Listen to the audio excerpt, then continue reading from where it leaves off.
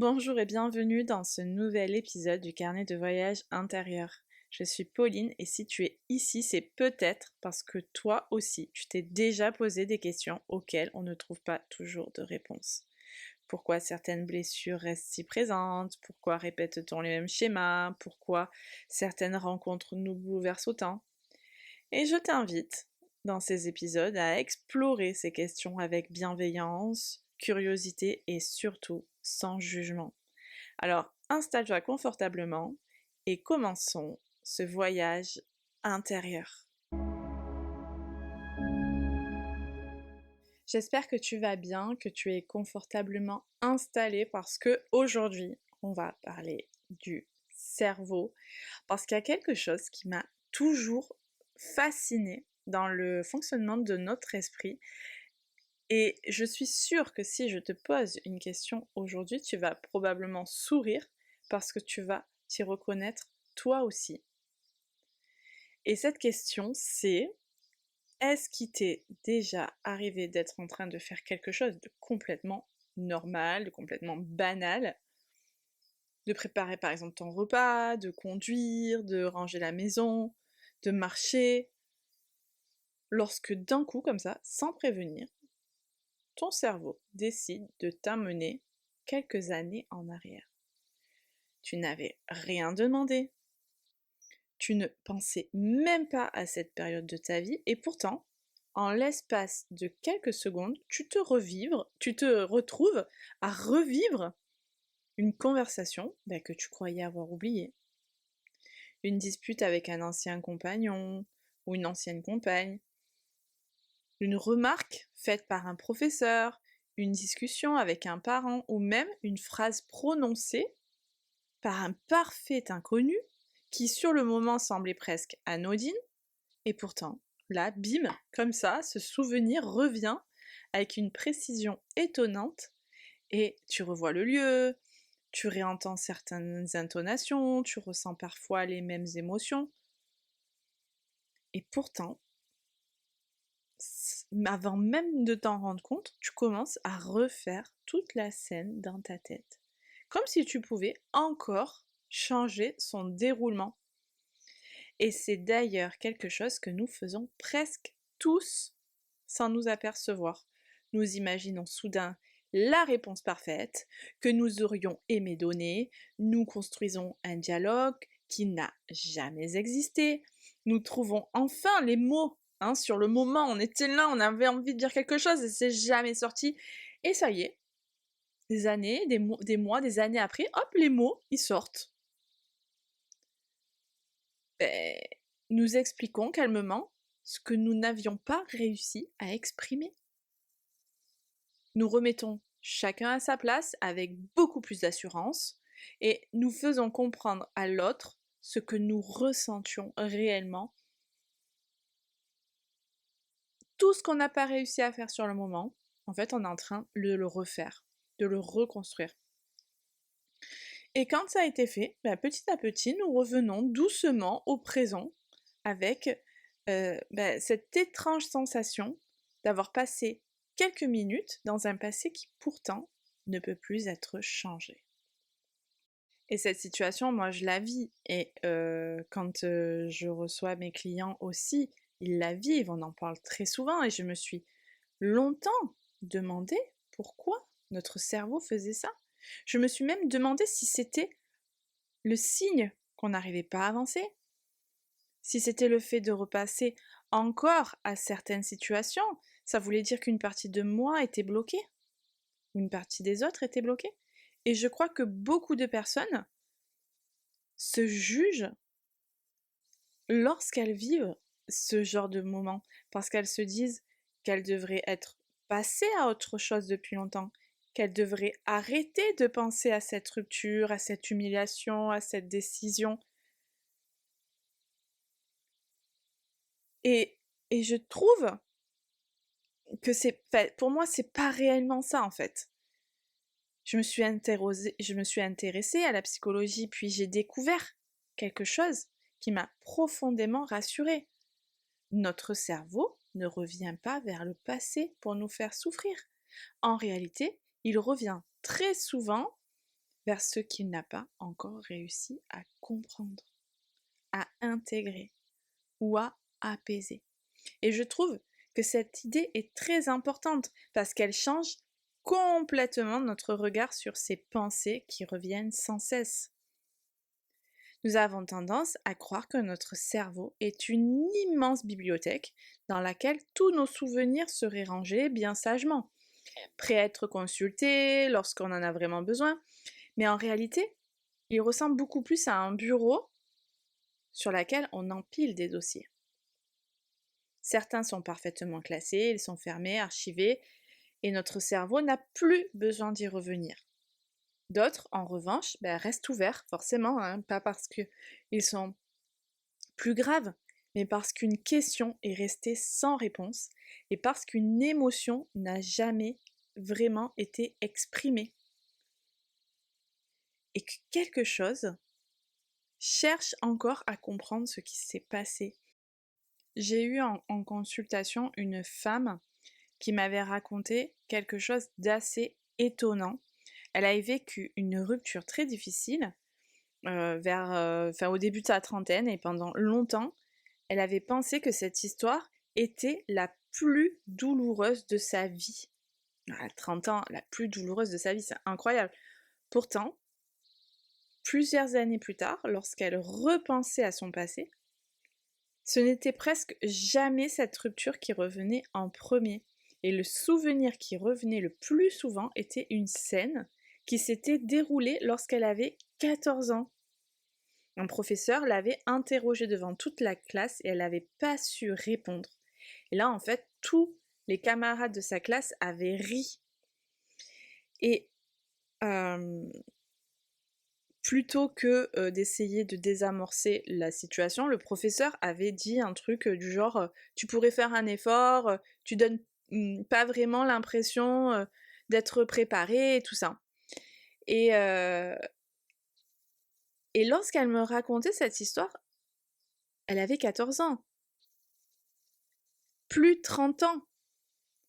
Elle avait construit une belle carrière, elle était reconnue dans son métier, elle formait même d'autres personnes, et pourtant, avant chaque prise de parole, cette scène revenait dans son esprit comme si elle venait de la vivre, quoi, en fait, comme si elle s'était produite la veille. Et ce qui est fascinant, ce n'est pas seulement ce que ce souvenir a laissé en elle, qu'il soit resté vivant, c'est qu'il avait continué à influencer sa manière de se percevoir pendant toutes ces années, quoi qu'elle fasse. Chaque fois qu'elle devait parler devant un groupe, en fait, il y avait une petite voix qui soufflait qu'elle risquait encore une fois de ne pas être à la hauteur. Et cette voix ne venait pas réellement du présent. Elle venait de cette adolescente de 14 ans qui avait ressenti de la honte devant toute une classe et qui n'avait jamais vraiment eu l'occasion de déposer cette émotion quelque part.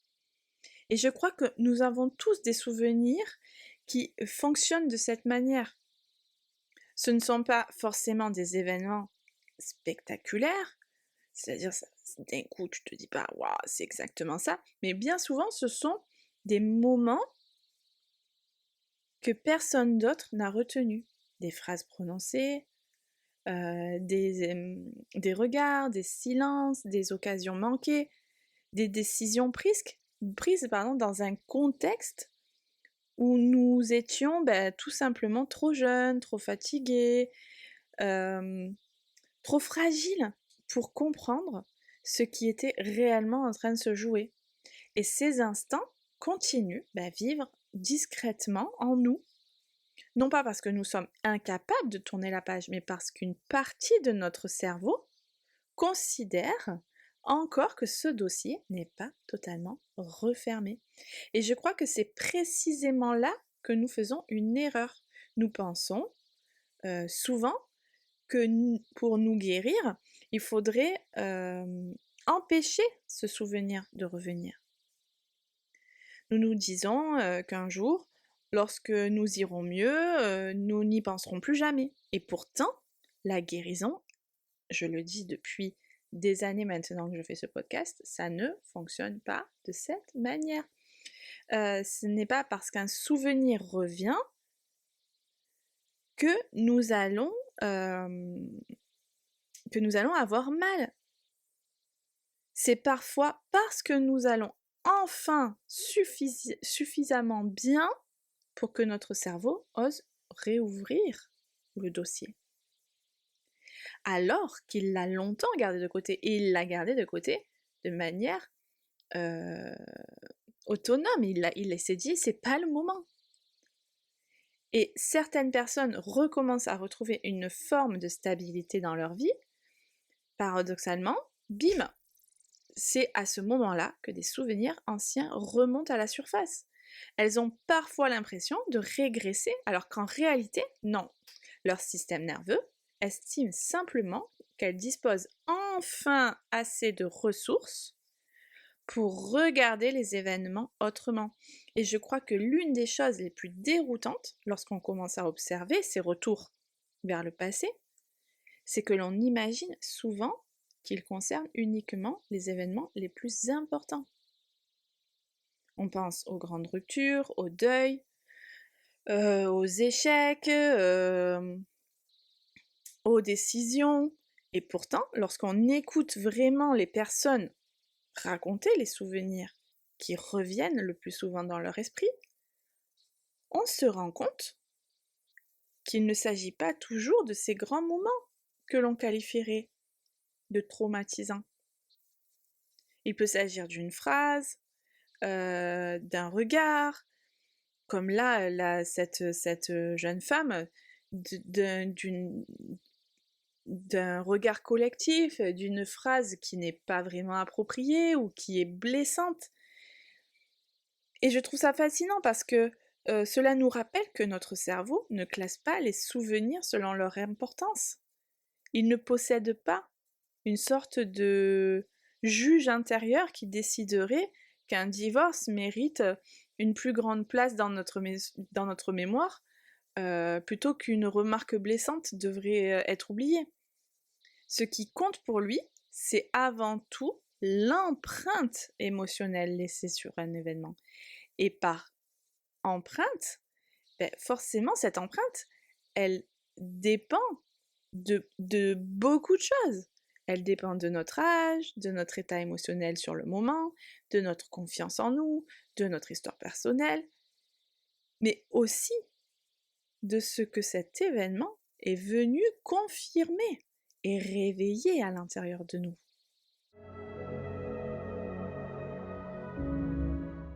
Nous avons l'impression de revivre toujours les mêmes émotions dans des contextes différents. Tu peux avoir 40 ans, exercer un métier que tu aimes, être entouré de personnes bienveillantes et pourtant ressentir exactement la même peur qu'à 12 ans au moment de prendre la parole devant un groupe. Tu sais rationnellement que personne ne va se moquer de toi.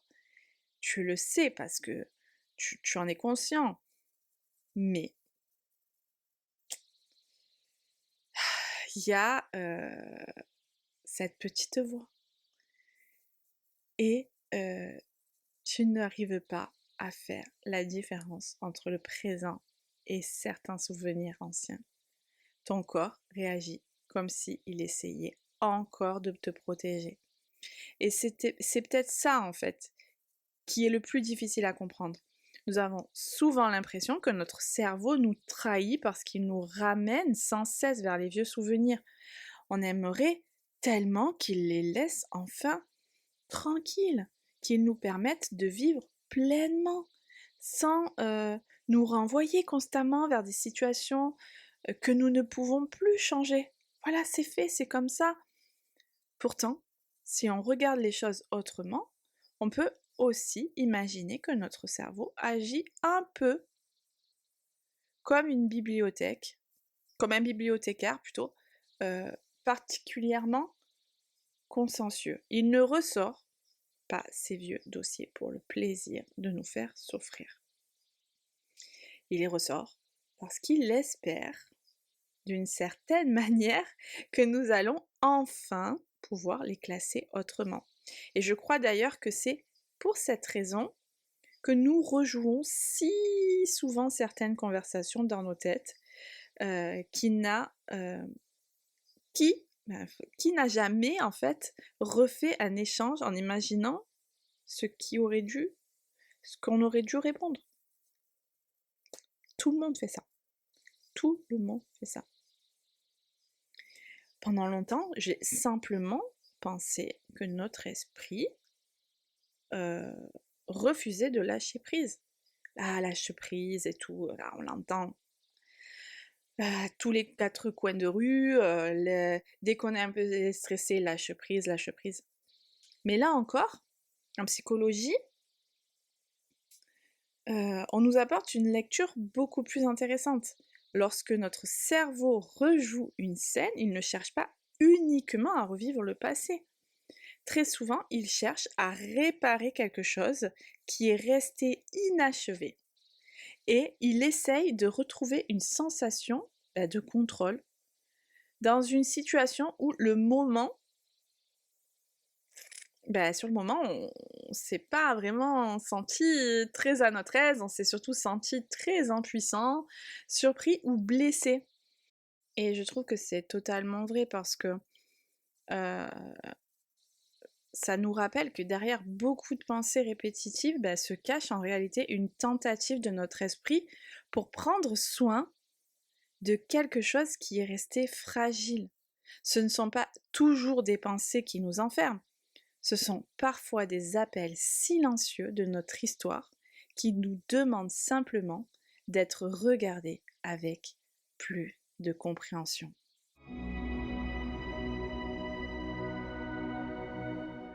J'espère que cet épisode du carnet de voyage t'aura plu. Moi, j'ai adoré l'écrire, j'ai adoré le faire. Je trouve que c'est tellement fascinant. Il y a tellement de choses à dire en un seul épisode que c'est très compliqué. Mais si ça t'a plu, n'hésite pas à commenter, à partager, à liker, à t'abonner, enfin à faire tout ce que tu peux faire. C'est gratuit et moi, ça me soutient énormément. Et je te dis à très vite pour un nouvel épisode du carnet de voyage intérieur.